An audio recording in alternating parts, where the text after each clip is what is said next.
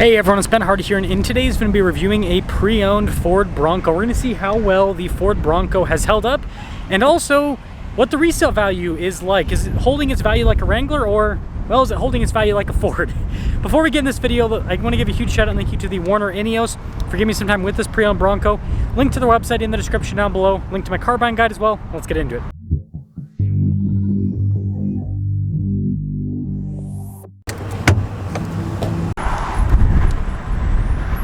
So powering this first edition is a 2.7 liter turbo V6 that goes through a 10-speed, puts out 330 horsepower and then 415 pound-feet of torque. Before we move forward with this review, I do want to mention if you want to see more videos just like this, then I recommend you subscribe because I post content every single day. Now this particular Bronco is a first edition, which will probably hold its value a little bit better than other Bronco packages because it's limited. Limited package always sell for a little bit more. But anyways, you got these cool decals here with the first edition. Blacked out here on the front end. You got the hoop there at the top. You got the modular bumper as well, and it's just a cool look overall. Now this still has the stock tires with it, aftermarket wheels, but basically you got 35s from the factory. Now I picked out this Bronco because it's got a really cool setup here, so you can see the King suspension. I'm very interested to see how this actually performs with the Bronco. We got some stuff from Icon as well right there. And then we've got rock rail protection. Here's the side profile. It sits a little bit higher than a stock Bronco. You can see the, looks like that's a Wild Track over there. Just kind of like the height difference. But yeah, these shocks are adjustable. The stock shocks are Bilstein shocks that comes with the Bronco. So that is something to note. But yeah, I mean the new Bronco, it basically, well, has Bronco styling, but it's got that same kind of setup as what you have with the Wrangler. I mean, it even has the swing gate here on the back, just like what a Wrangler has. And then the interior in the Broncos, it's nice for this type of vehicle. You've got this like soft touch trim here. You can see nice trim on the seats. Power adjustable seats. That's why the Wranglers have power adjustable seats now, because the Bronco got like a sturdy grab handle here. Let's actually check the odometer, see how many miles are on this one. So 41,000 on this particular one. You can see partially analog, partially digital. This is basically a Badlands with the first edition, so you've got front and rear locking differentials, stabilizer bar disconnect as well, and then 360 camera with it. We've also got dual zone climate. We've got an advanced four-wheel drive system. We've got a bunch of different off-road drive modes built in with that system, off-road cruise control on top of that. And just like a Wrangler, you can take off the top. This actually has insulation up top. You got a bunch of auxiliary switches just like in a Raptor, which is also really cool. Now this particular one's going for about 52 used. Brand new was like 64. So like I said, the first edition's holding its value pretty darn well. But what I will say, I'll point some fingers, the Bronco that's not doing as well is the Wild Tracks. They're doing okay. Those Bronco Raptors, that'll be a separate episode. Oh boy. But anyways, let's take this first edition out and sum things up.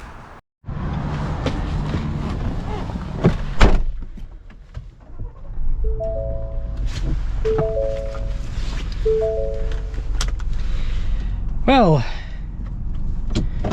Bronco first edition. I actually had one of these for a very short period of time. It ended up coming in way too late, and so I just didn't want anything to have to do with it. If you don't know the story, basically, and it happened to everyone, right? You order the Bronco and then it takes forever to come in, and in my particular situation, I ordered the Bronco and then I ordered the new Raptor at the time, right, the Gen 3 Raptor, and so my expectation was Bronco's going to come in first, and then I'll do content on that, and then the Raptor will come in and I'll trade the Bronco for the Raptor. They both came in the same exact week. Yeah, it was definitely not a fun situation, a little bit stressful, but yeah, it is what it is. So I ended up going with the Raptor, which I think was the better decision for the channel and everything. But anyways, Bronco with King suspension. I'll be interested to see how this performs. I've never driven a Bronco with King, I don't think. But, you know, as for the resale value, on this first edition, it's actually been pretty good. And I do think that with where Ford priced the Bronco initially, it's actually not going to do too bad for the people that got in and, you know, didn't pay over MSRP. People that paid over MSRP, oh yeah, you're going to be just absolutely buried. I mean, you're, you know, normally I'd say 6 feet under, but you know, I'd say a deeper grave than that. Probably 12 to 18 feet under. We gotta add a little bit more on top of that, because yeah, I mean, at one point, you know, people were paying 80 grand for these first editions. So yeah, if you paid 80 grand for this because you paid over MSRP, now it's worth in the low 50s. Yeah, that's going to be a hard to swallow pill, that's for sure. But if you paid the original MSRP of 64 grand, not too bad, right? Not too bad. It's quick. And the King suspensions, it's got some travel to it, but I will say it's pretty darn firm. It's not bad, but it's definitely firm. But yeah, the Bronco overall, it's been interesting to see the initial life of the new Bronco, because when it first came out, right, that was when the market was crazy, sold out, super hot, and now the Broncos have cooled off a massive amount. That's why the values are starting to correct so much on these Broncos, because the market's cooled down on them. But also, the market has significantly changed since the Bronco first came out. There's so much more competition, and so I think that we've, in my opinion, reached market saturation with this particular segment, and I'm okay with that. I love this segment, and I'm glad that there's a lot of competition, but I'm also glad that there's going to be real depreciation within this segment, because it needs it, right? These vehicles shouldn't be super expensive with high mileage. You know, they should depreciate like other cars. And I mean, let's quickly go over the timeline if you're not familiar, just to give you an idea of how special the Bronco was when it first came out and how special it's not at this point. Weird way to start a video, or to go with a video.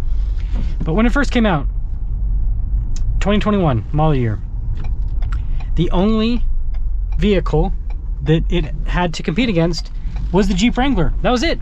If you wanted, and you know, the G-Wagon, I guess, to an extent, and the new Land Rover Defender. Think about the G-Wagon, extremely expensive, and the Defender is unibody, independent suspension, not a convertible, but it's still a boxy SUV. But really, the real competition was the Jeep Wrangler. And so this came into the market with more luxury, independent front suspension, whereas the Wrangler still has solid axles. So like the on-road driving manners of the Bronco, a lot better than the Wrangler. It's more luxe than the Wrangler. So yeah, and it's got like a bigger interior, so it's just kind of more of a daily drivable vehicle. And so a lot of people first came out, saw that, loved it. But now in 2024, we have I'm at the Ineos dealer, we got the Ineos Grenadier, solid axles, front and rear, body on frame. We got the new Land Cruiser, the new Lexus GX 550, and Land Rover's added quite a bit to that new Defender to make it even more off-road capable. I mean, those things are, again, still unibody, but they can go places. They can go places.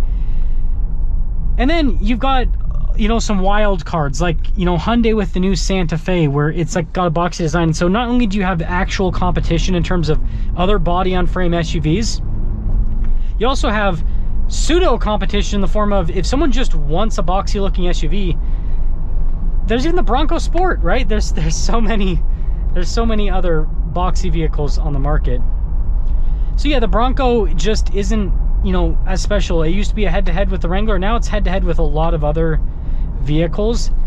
And so I think the Bronco's still cool, but that's definitely dampened the excitement for it. And then the other thing is the Bronco's been shown to kind of be too much of a Ford. And what I mean by that is it hasn't been holding up all that well. The Wrangler is starting to look better and better as time goes on. You've got, again, independent suspension is always going to lead to this. Got a lot of front ends just coming apart. It's still an issue with the Bronco. And then, yeah, just general reliability, right? The EcoBoost engine and all of that. And again, the Wrangler definitely has its problems, but and there's some other stuff, like the overall build quality. Like, this isn't, it's actually held up. There's some wiggle, but it's not too bad. It's held up decently well. But yeah, I mean, it's just not as premium feeling. It's very plasticky compared to the Wrangler. So you've got a lot of these things that come together that kind of just lead to the Bronco not being as appealing as it seemed from the start. And that's a lot of these new cars coming out. I think that's the same thing's going to happen with that new Land Cruiser and the new Lexus GX. I don't think they're going to hold up as well as the previous versions. So they're going to probably not have super good resale value long term, at least.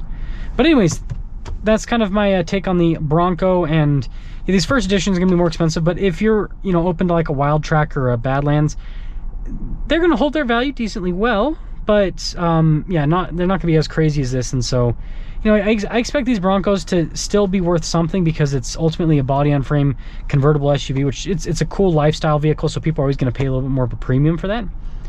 But I do think we're going to see more real depreciation, and I do think that because the segment is so saturated at this point, that we're not going to see the resale value that we saw in the past with vehicles like this. I mean, the Wrangler used to sell for close to original MSRP for a lot of its lifespan, but now we're going to see real depreciation, which I think again, like I said, it's cool. I think that with that real depreciation, then more people are going to be able to access off-road capability and convertible fun, which that's a good thing.